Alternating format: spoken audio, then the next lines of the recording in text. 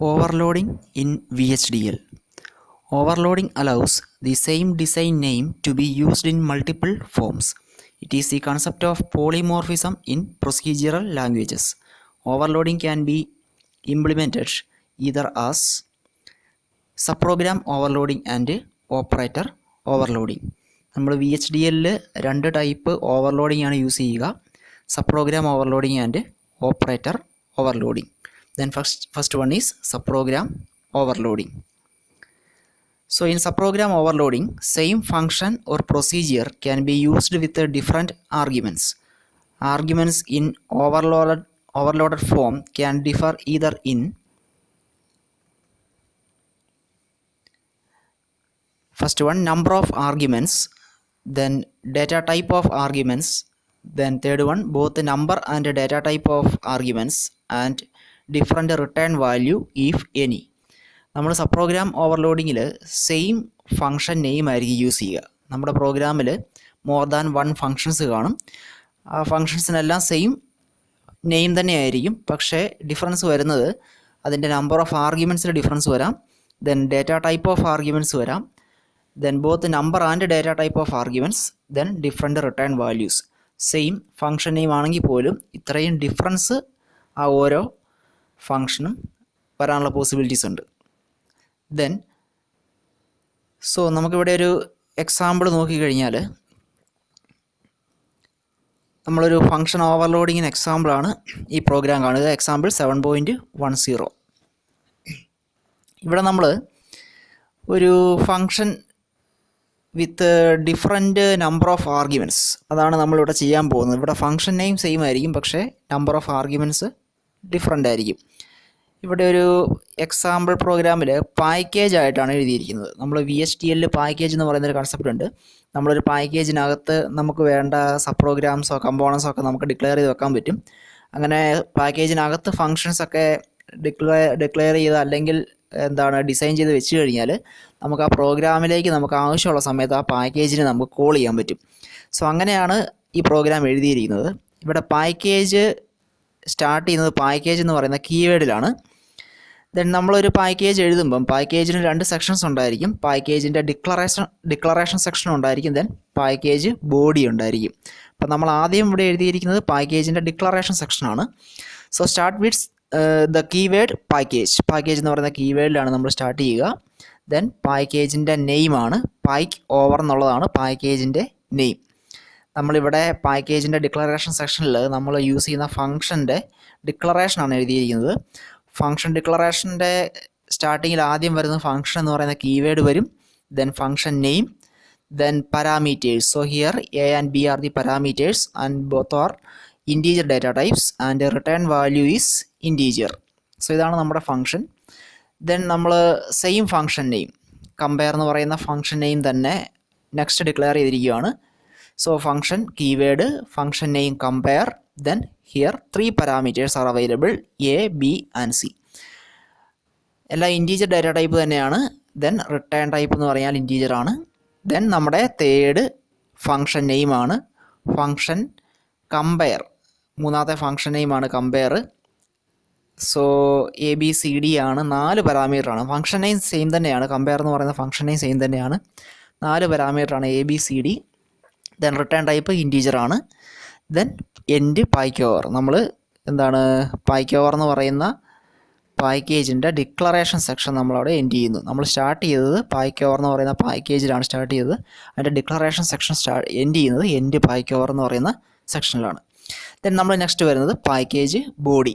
അപ്പം ഞാൻ നേരത്തെ പറഞ്ഞ പോലെ പാക്കേജിന് 2 സെക്ഷൻസ് ആണ്. പാക്കേജിൻ്റെ ഡിക്ലറേഷൻ സെക്ഷനും ഉണ്ട്, ദെൻ പാക്കേജ് ബോഡിയുണ്ട്. പാക്കേജ് ബോഡി സ്റ്റാർട്ട് ചെയ്യുന്നത് കീവേഡ് പാക്കേജ് ബോഡി എന്നാണ്. ദെൻ പാക്കേജിൻ്റെ നെയിം, നമ്മുടെ പാക്കേജിൻ്റെ നെയിം എന്ന് പറഞ്ഞാൽ പൈക്ക് ഓവർ എന്നാണ് പാക്കേജിൻ്റെ നെയിം ഈസ്. ഇനി നമ്മൾ പാക്കേജ് ബോഡിക്കകത്താണ് നമ്മുടെ ഫങ്ഷൻസ് നമ്മൾ എഴുതുന്നത്. നമുക്ക് ടോട്ടൽ 3 ഫങ്ഷൻസ് ആണ്.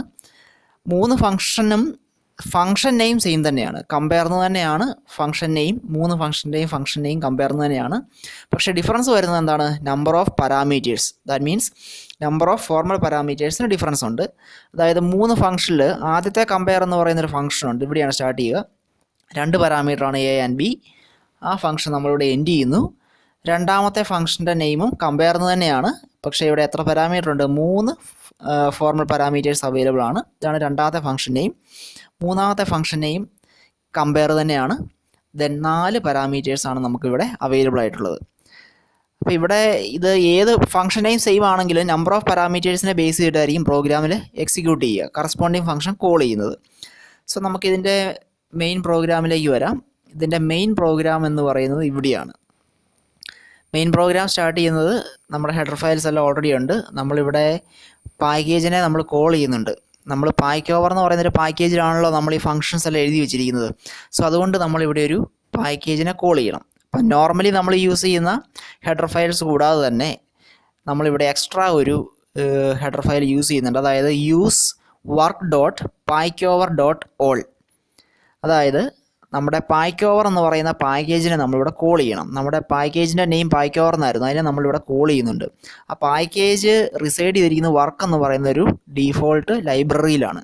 അതുകൊണ്ടാണ് നമ്മളിവിടെ use work dot pack over dot all എന്ന് കൊടുത്തിരിക്കുന്നത്. ഡോട്ട് ഓൾ എന്ന് കൊടുത്തു കഴിഞ്ഞാൽ ആ പാക്കേജിനകത്തുള്ള എല്ലാ സബ് പ്രോഗ്രാംസിനെയും നമുക്ക് ആക്സസ് ചെയ്യാൻ പറ്റും. സോ അതുകൊണ്ടാണ് ഡോട്ട് ഓൾ കൊടുത്തിരിക്കുന്നത്. നമ്മൾ എൻറ്റിറ്റി നമ്മൾ സ്റ്റാർട്ട് ചെയ്തു. എൻറ്റിറ്റിയുടെ നെയിം എന്താണ്? ഓവർലോഡ് എന്നാണ് എൻറ്റിറ്റിയുടെ name.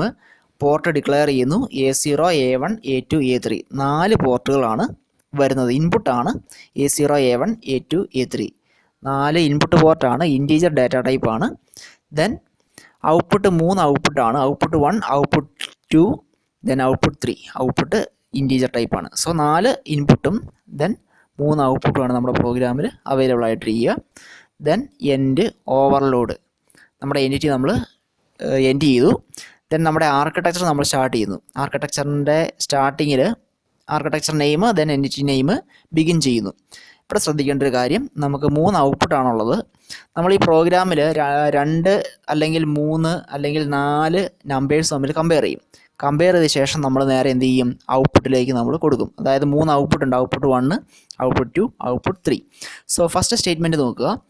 O1 equal to output 1 equal to compare A0, A1. ഇവിടെ കമ്പയർ എന്ന് പറയുന്നത് ഒരു ഫംഗ്ഷനാണ്, ഫംഗ്ഷൻ നെയിമാണ്. So within bracket actual parameters.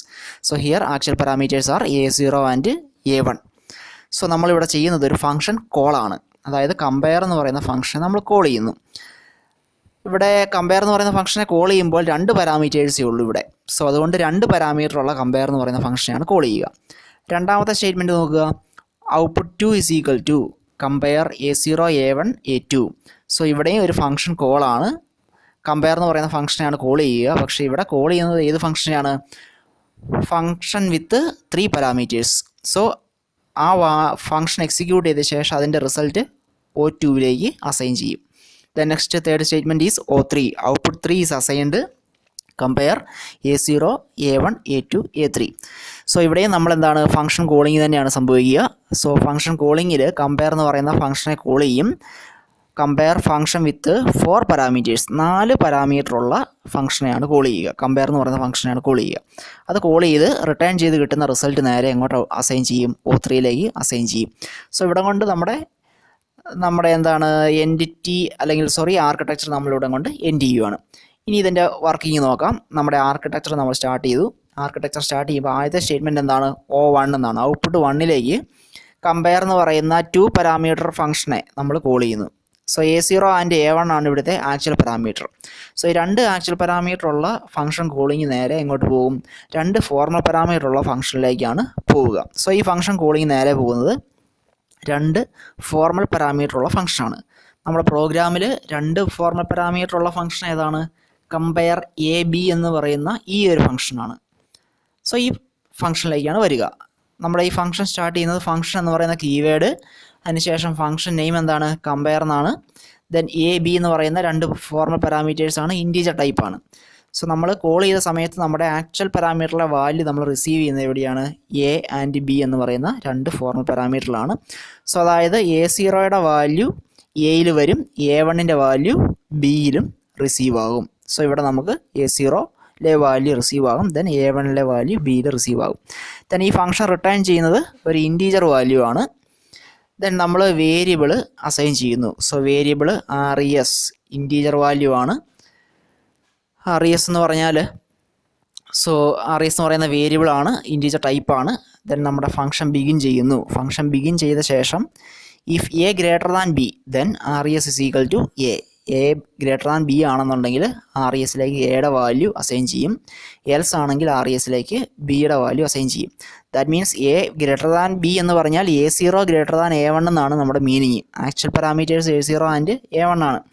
So അതുകൊണ്ട് RESലേക്ക് എ ഗ്രേറ്റർ ദാൻ ബി ആണെങ്കിൽ RESലേക്ക് എയുടെ വാല്യൂ നമ്മൾ അസൈൻ ചെയ്യുന്നു. ദെൻ എൽസ് ആണെങ്കിൽ RES is equal to b. Then നമ്മുടെ എൻഡ് ഈഫ് കൊടുക്കുന്നു, റിട്ടേൺ RESൻ്റെ വാല്യൂ നമ്മൾ റിട്ടേൺ ചെയ്യുന്നു. RESൻ്റെ വാല്യൂ റിട്ടേൺ ചെയ്ത് നേരെ എവിടെ വരും? O1ലേക്ക് അസൈൻ ചെയ്യും. ദെൻ നെക്സ്റ്റ് രണ്ടാമത്തെ സ്റ്റേറ്റ്മെൻറ്റ് നോക്കുക, O2 എന്നാണ്. O2 is assigned compare A0 A1 A2. So compare എന്ന് പറയുന്ന ഒരു ഫംഗ്ഷൻ ഉണ്ട് വിത്ത് 3 പാരാമീറ്റർ. 3 ആക്ച്വൽ പാരാമീറ്റർ ആണുള്ളത്. സോ അതുകൊണ്ട് 3 ഫോർമൽ പാരാമീറ്റർ ഉള്ള കമ്പയർ എന്ന് പറയുന്ന ഫംഗ്ഷനെയാണ് നമ്മളിവിടെ കോൾ ചെയ്യുക. അതിന് ശേഷം നേരെ O2ലേക്ക് അസൈൻ ചെയ്യുക. സോ ഇവിടെ നമ്മൾ നോക്കുക, 3 ഫോർമൽ പാരാമീറ്റർ ഉള്ള ഫംഗ്ഷനിലേക്ക് പോകും. A0 A1 A2. ദെൻ അത് നേരെ ഇവിടെ വരും, കമ്പയർ എന്ന് പറയുന്ന ഫംഗ്ഷനിലേക്ക് വരും വിത്ത് 3 പാരാമീറ്റേഴ്സ്. സോ 3 പാരാമീറ്റർ ഉള്ള കമ്പയർ എന്ന് പറയുന്ന ഫംഗ്ഷന് വരും. അവിടെ നമ്മൾ നേരത്തെ ചെയ്ത പോലെ തന്നെ RES1 RES എന്ന് പറയുന്ന 2 വേരിയബിൾസ് ഇവിടെ ഡിക്ലെയർ ചെയ്തിട്ടുണ്ട്. Both are integer data types. Then start with begin. RES1 is equal to compare AB. ഇവിടെ RES1 എന്ന് പറയുന്ന ഒരു വേരിയബിൾ ഈ അസൈൻമെൻറ്റ് സ്റ്റേറ്റ്മെൻറ്റ് ശ്രദ്ധിക്കണം. ഇത് വേരിയബിൾ അസൈൻമെൻറ്റ് സ്റ്റേറ്റ്മെൻ്റ് ആണ്. ബിക്കോസ് എന്താണ്, RES1 എന്ന് പറഞ്ഞാൽ വേരിയബിൾ ആണ്, RESഉം വേരിയബിൾ ആണ്. So RES1 is equal to compare A, B. So അതുകൊണ്ട് നമ്മൾ ഇവിടെ അടുത്തൊരു ഫംഗ്ഷൻ കോളാണ് സംഭവിക്കുന്നത്. അതായത് function name within bracket parameters നിങ്ങൾ എവിടെ കണ്ടു കഴിഞ്ഞാൽ അതൊരു ഫംഗ്ഷൻ കോളാണ്. സോ ഇവിടെ നമ്മൾ വീണ്ടും 2 ആർഗ്യുമെൻറ്റ് പാരാമീറ്ററിനെ കോൾ ചെയ്യുന്നു. 2 ആർഗ്യുമെൻറ്റ് പാരാമീറ്റർ ആയിട്ടുള്ള കമ്പയർ എന്ന് പറയുന്ന ഫംഗ്ഷൻ ഏതാണ്? നമ്മൾ ആദ്യം കണ്ട ഈ ഫംഗ്ഷനാണ് കോൾ ചെയ്യുക. ഈ ഫംഗ്ഷനെ കോൾ ചെയ്യും, കമ്പയർ A, B ഇൻറ്റീജർ. അപ്പം നേരെ ഈ സ്റ്റേറ്റ്മെൻറ്റ് എക്സിക്യൂട്ട് ചെയ്ത ശേഷം നേരെ ഇവിടെ വരും. അതായത് ഒരു ഫംഗ്ഷൻ വിത്തിൻ എ ഫംഗ്ഷൻ കോളാണ് ഇവിടെ സംഭവിക്കുന്നത്. സോ കമ്പയർ A, B വരും. അപ്പോൾ ഇവിടെ എയുടെയും ബിയുടെയും വാല്യൂ കമ്പയർ ചെയ്യും. നമ്മൾ നേരത്തെ ചെയ്ത ടാസ്ക് ഇവിടെ വീണ്ടും എക്സിക്യൂട്ട് ചെയ്യും. അതിനുശേഷം RESൻ്റെ വാല്യൂ ഇവിടെ നിന്ന് റിട്ടേൺ ചെയ്യും. റിട്ടേൺ ചെയ്യുന്ന വാല്യൂ എങ്ങോട്ടാണ് അസൈൻ ചെയ്യുക? RES1. സോ അടുത്ത സ്റ്റേറ്റ്മെൻറ്റ് നോക്കുക, RES is equal to compare RES1, C. അതായത് അടുത്ത സ്റ്റേറ്റ്മെൻറ്റ് നമ്മൾ ചെയ്യുന്നത് RES1ലെ വാല്യൂവും സിയിലെ വാല്യൂവും കൂടെ കമ്പയർ ചെയ്യും. സോ 3 വാല്യൂ തമ്മിൽ കമ്പയർ ചെയ്യണമെന്നുണ്ടെങ്കിൽ ആദ്യം എന്ത് ചെയ്യണം? ആദ്യത്തെ 2 വാല്യൂ കമ്പയർ ചെയ്യുക. അതിനുശേഷം മൂന്നാമത്തെ വാല്യൂ ആയിട്ട് കമ്പയർ ചെയ്യുക. സെയിം പ്രോസസ് തന്നെയാണ് ഇവിടെ സംഭവിക്കുക. ദെൻ RES1ലെയും സിയിലെയും കമ്പയർ ചെയ്യണം. അപ്പോൾ അതിനുവേണ്ടി വീണ്ടും അടുത്തൊരു ഫംഗ്ഷൻ കോളാണ് compare function name with 2 parameters. വീണ്ടും നമ്മളിവിടെ ഈ ഫംഗ്ഷൻ കോളാണ് 2 പാരാമീറ്റർ ഉള്ള കമ്പയർ എന്ന് പറയുന്ന ഫംഗ്ഷനിലേക്ക് നമ്മൾ വീണ്ടും കോൾ ചെയ്യുന്നു. സോ നേരെ ഇവിടെ വീണ്ടും വരും.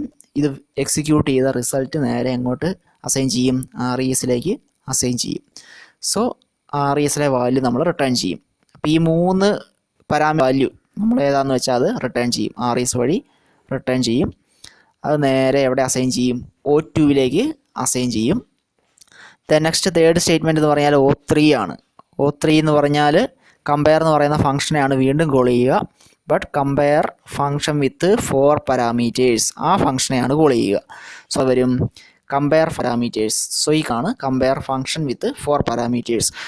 ഫംഗ്ഷൻ എന്ന കീവേഡ് എഴുതിയിട്ടുണ്ട്. കമ്പയർ എന്ന് പറയുന്ന ഫംഗ്ഷൻ നെയിം ABCD 4 പാരാമീറ്റർ ആണ്. ഇൻറ്റീജർ ഡാറ്റ ടൈപ്പ് ആണ്. റിട്ടേൺ ഇൻറ്റീജർ വാല്യൂ ആണ് റിട്ടേൺ ചെയ്യുക. Then variable RES1, RES2, RES integer 3 variables ആണ് ഇവിടെ ഡിക്ലെയർ ചെയ്തിരിക്കുന്നത്. RES1, RES2 and RES. So RES1 is equal to compare A, B. 1ലേക്ക് നമ്മൾ എന്ത് ചെയ്യുന്നു? കമ്പയർ എന്ന് പറയുന്ന ഫംഗ്ഷനെ കോൾ ചെയ്ത് അവിടെ നിന്ന് കിട്ടുന്ന റിസൾട്ട് RES1ലേക്ക് സ്റ്റോർ ചെയ്യുന്നു. സോ ഇവിടെ നമ്മൾ AB എന്ന് പറയുന്ന നമ്മുടെ 2 പാരാമീറ്റർ ഫംഗ്ഷനെ കോൾ ചെയ്യും. നമ്മൾ നേരത്തെ ചെയ്ത പോലെ തന്നെ ഉള്ള പ്രോസസ്സാണ്. ആ റിസൾട്ട് RES1ലേക്ക് സ്റ്റോർ ചെയ്യും. ദെൻ രണ്ടാമത്തെ സ്റ്റേറ്റ്മെൻറ്റ് നോക്കുക, RES2 is assigned as compare RES1, C. So RES1ലെ വാല്യൂ സിയുമായിട്ട് കമ്പയർ ചെയ്യണം. വീണ്ടും 2 പാരാമീറ്റർ ഫംഗ്ഷനെ കോൾ ചെയ്ത് ആ റിസൾട്ട് RES2ലേക്ക് അസൈൻ ചെയ്യുന്നു. Then compare RES2, D. വീണ്ടും RES2ലെ വാല്യൂവും ഡിയിലെ വാല്യൂവും കമ്പയർ ചെയ്ത് RESലേക്ക് റിസൾട്ട് സ്റ്റോർ ചെയ്യുന്നു. ഈ 2 പാരാമീറ്റർ ഫംഗ്ഷൻ കോൾ ചെയ്യുന്നതെല്ലാം നമ്മൾ നേരത്തെ ചെയ്ത പോലെയുള്ള പ്രോസസ്സ് തന്നെയാണ്. അത് വീണ്ടും റെഫർ ചെയ്യേണ്ടി വരും. സോ RESലെ വാല്യൂ ആണ് ഫൈനൽ വാല്യൂ. സോ ഇവിടെ നമ്മൾ 4 പാരാമീറ്റർ ഉള്ളതുകൊണ്ട് ചെയ്തത് ഇത്രയേ ഉള്ളൂ. ആദ്യം എയുടെയും ബിയുടെയും വാല്യൂ കമ്പയർ ചെയ്ത ശേഷം RES1ലേക്ക് അസൈൻ ചെയ്തു. അതിനുശേഷം RES1ലെ വാല്യൂവും സിയിലെ വാല്യൂവും കമ്പയർ ചെയ്ത ശേഷം അത് RES2ലേക്ക് അസൈൻ ചെയ്തു. ദെൻ RES2ലെ വാല്യൂവും ഡിയിലെ വാല്യൂവും കമ്പയർ ചെയ്ത ശേഷം RESലേക്ക് അസൈൻ ചെയ്തു. സോ RESൻ്റെ വാല്യൂ നമ്മൾ എന്ത് ചെയ്തു? റിട്ടേൺ ചെയ്തു. റിട്ടേൺ ചെയ്ത വാല്യൂ എവിടെ കിട്ടും? O3 എന്ന് പറയുന്ന ഔട്ട്പുട്ടിലാണ് കിട്ടുക. ദെൻ നമ്മുടെ ഫംഗ്ഷൻ നമ്മൾ എൻഡ് ചെയ്തു. ഫംഗ്ഷൻ അല്ല, ആർക്കിടെക്ചർ നമ്മളിവിടെ എൻഡ് ചെയ്തു. സോ ഇതാണ് ഫംഗ്ഷൻ ഓവർലോഡിങ് ഇൻ VHDL. ഇവിടെ നമ്മൾ ശ്രദ്ധിക്കേണ്ട കേസ് ഫംഗ്ഷൻ നെയിം സെയിം തന്നെയാണ്. ഈ എക്സാമ്പിളിൽ നമ്മൾ ഫംഗ്ഷൻ നെയിം വിത്ത് ഡിഫറെൻറ്റ് പാരാമീറ്റേഴ്സാണ് യൂസ് ചെയ്യുക. ഇപ്പോൾ ഫംഗ്ഷൻ ഇൻവോക്ക് ചെയ്യുന്ന സമയത്ത് നമ്പർ ഓഫ് പാരാമീറ്ററിനെ ചെക്ക് ചെയ്യും. ആക്ച്വൽ പാരാമീറ്ററും ഫോർമൽ പാരാമീറ്ററിൻ്റെയും കൗണ്ട് ചെക്ക് ചെയ്യും. എത്ര ആണ് നോക്കും. സോ സെയിം പാരാമീറ്ററുള്ള ഫംഗ്ഷൻ ആയിരിക്കും ഇൻവോക്ക് ചെയ്യുക. അതായത് ആക്ച്വൽ പാരാമീറ്ററിൽ 2 പാരാമീറ്റർ ആണെന്നുണ്ടെങ്കിൽ ഫോർമൽ പാരാമീറ്ററിൽ 2 പാരാമീറ്ററുള്ള ഫംഗ്ഷനെയാണ് ചെക്ക് ചെയ്യുക. Okay, thank U.